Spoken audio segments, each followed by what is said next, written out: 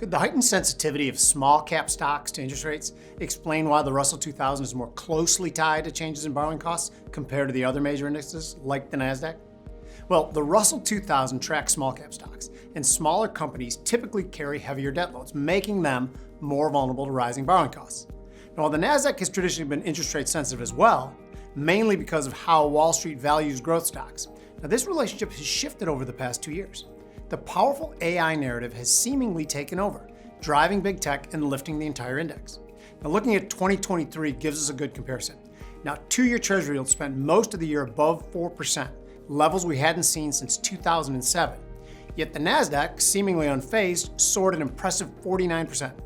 The S&P 500 also showed some resilience, climbing 24%. But the Russell 2000 managed just a 15% gain, despite all the broader market strength. Now, this pattern of underperformance in the Russell has persisted as rates remain elevated and the AI story continues to dominate tech stocks. So what could turn things around for small caps? Well, a few potential catalysts come to mind.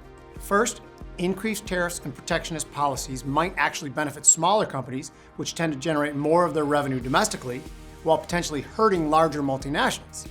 Second, corporate tax cuts and regulatory reform could boost the domestic economy, giving small caps a lift.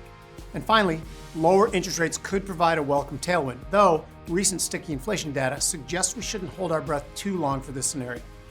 Now, if a trader believes that the Russell was going to bounce back from here, they could buy the March micro Russell contract at 2170 and target a move to the late November highs of 2430. A stop for this trade could be placed below at 2015.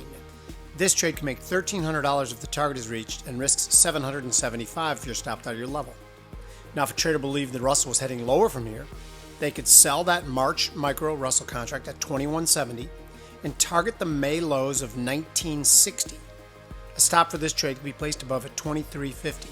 Now, this trade could make $1,050 if the target is reached and risks $900 if you're stopped out of your level.